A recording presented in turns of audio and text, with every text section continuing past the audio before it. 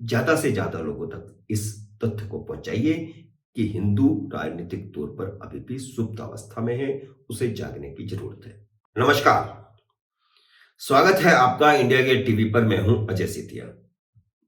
मित्रों, वाराणसी की कोर्ट ने उस शिवलिंग की कार्बन डेटिंग की इजाजत नहीं दी है जो ज्ञानवापी मस्जिद के वजू खाने में पाया गया था, वही जिसे मुस्लिम फवारा कहते हैं। तो जिला जज के इस फैसले को हिंदू पक्ष की बड़ी हार बताया जा रहा है। सवाल यह नहीं है कि हिंदू पक्ष शिवलिंग की कार्बन डेटिंग क्यों करवाना चाहता है। सवाल यह है कि मुस्लिम पक्ष ने कोर्ट में कार्बन डेटिंग का विरोध क्यों किया। अगर वह एक फवारा ही है तो मुसलमानों को उस फवारे की कार्बन डेटिंग करवाने में हर्ज क्या है। कोर्ट को कम से कम मुस्लिम पक्ष से यह तो पूछना चाहिए था कि उन्हें ऐतराज क्यों है। वह तो एक फवारा ही है ना, जिसमें उनकी कोई आस्था नहीं है। हिंदुओं की तरह उन्हें मूर्ति पूजा में विश्वास भी नहीं है, फिर वे उस फवारे की कार्बन डेटिंग का विरोध क्यों कर रहे हैं। खैर, अब यह मामला सुप्रीम कोर्ट में दोबारा जाएगा, क्योंकि जिला अदालत ने सुप्रीम कोर्ट के फैसले को आधार बनाकर ही कार्बन डेटिंग की जांच करवाने से इनकार किया है।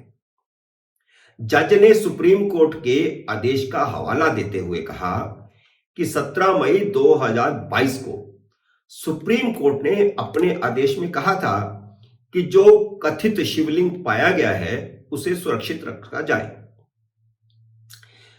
जिला जज ने कहा कि ऐसी स्थिति में यदि कार्बन डेटिंग का प्रयोग करने पर या ग्राउंड पेनिट्रेटिंग रडार का इस्तेमाल करने पर इस शिवलिंग को क्षति पहुंचती है तो यह सुप्रीम कोर्ट के आदेश का उल्लंघन होगा। इसके अलावा भी जिला जज ने एक बात कही है।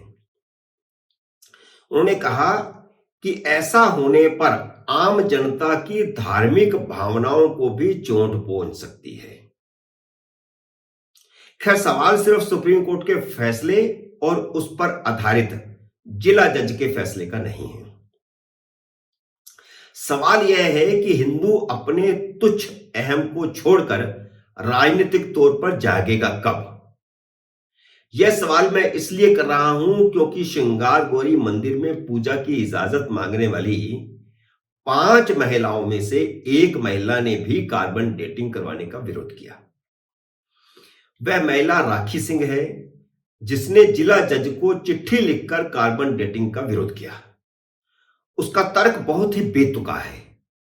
उसने कहा कि अगर कार्बन डेटिंग करवाई जाती है तो इसका मतलब है कि हम आदि विश्वेश्वर के शिवलिंग पर ही प्रश्न चिन्ह खड़ा कर रहे हैं, इसलिए किसी कीमत पर कार्बन डेटिंग नहीं होने दिया जाएगा।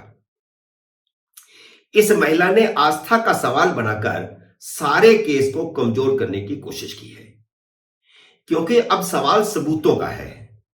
आस्था का सवाल तो औरंगजेब के जमाने से चला आ रहा था। कोर्ट में आस्था के सवाल पर लड़ाई नहीं लड़ी जाती, सबूतों के आधार पर लड़ी जाती है। राखी सिंह ने यह भी कहा कि कार्बन डेटिंग करवाएंगे तो शिवलिंग को नुकसान पहुंचेगा। राखी सिंह की इसी बात को आधार बनाकर जिला जज ने अपने फैसले में कहा कि कार्बन डेटिंग करवाने से आम जनता की धार्मिक भावनाओं को भी चोट पहुंच सकती है। तो अब तक क्या हो रहा था?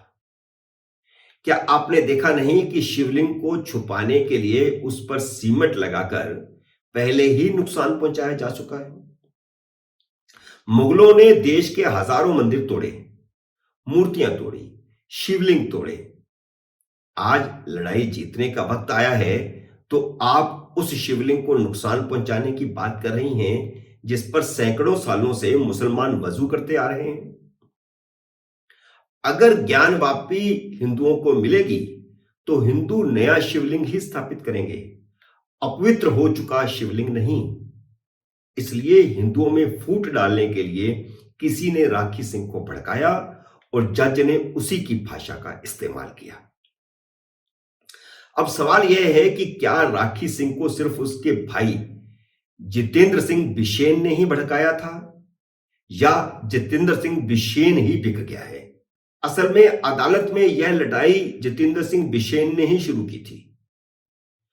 5 में से बाकी 4 महिलाओं की पैरवी विष्णु जैन कर रहे हैं। ये वही विष्णु जैन हैं जिनका पूरा कुनबा हिंदू धर्मस्थलों को मुक्त करवाने के लिए सालों से कोर्टों में केस लड़ रहा है। श्री कृष्ण जन्मभूमि का केस भी उन्होंने अदालत में खोला है, जो अब सुप्रीम कोर्ट तक पहुंचा है। जैन परिवार के बीच में आने से ज्ञानवापी केस में जान आ गई। अब छोटी मानसिकता वाले जितेंद्र सिंह बिशेन प्रसिद्धि के पीछे भाग रहे हैं। उनको लगता है कि लड़ाई उन्होंने शुरू की, लेकिन सारी प्रसिद्धि हरिशंकर जैन और विष्णु जैन को मिल रही है। इससे पहले भी जब ज्ञानवापी परिसर के सर्वे के दौरान वीडियो लीक हो गए थे, तब भी दोनों पक्षों के बीच विवाद शुरू हुआ था। दोनों पक्षों मतलब दोनों वकीलों। दरअसल यह लड़ाई शिवलिंग के कार्बन डेटिंग से कहीं ज्यादा जितेंद्र सिंह बिशेन और विष्णु जैन के बीच केस में वर्चस्व को लेकर के हो गई है। लेकिन इससे हिंदुओं में फूट पैदा करके मुसलमान पक्ष खुश होगा।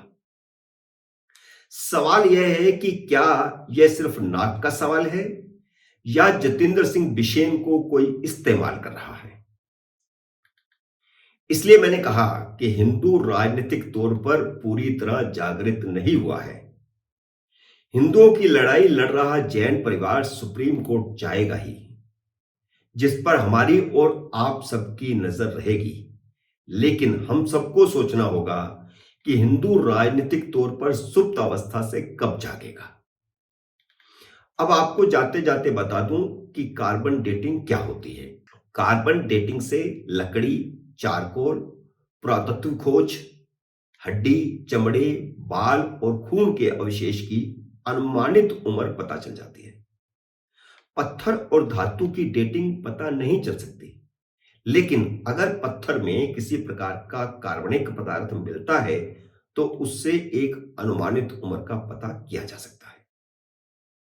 मित्रों, उम्मीद है मेरा यह विश्लेषण आपको पसंद आया होगा। इसे लाइक करिए, शेयर कीजिए, ज्यादा से ज्यादा लोगों तक इस तथ्य को पहुंचाइए कि हिंदू राजनीतिक तौर पर अभी भी सुप्त अवस्था में है, उसे जागने की जरूरत है। मित्रों, अगर आपने मेरे YouTube चैनल को सब्सक्राइब नहीं किया तो कृपया सब्सक्राइब भी कीजिए और घंटी का बटन भी दबाइए, ताकि जैसे ही मेरा नया वीडियो आए आपको सूचना मिले। मेरे नए वीडियो का करिए इंतजार। तब तक नमस्कार।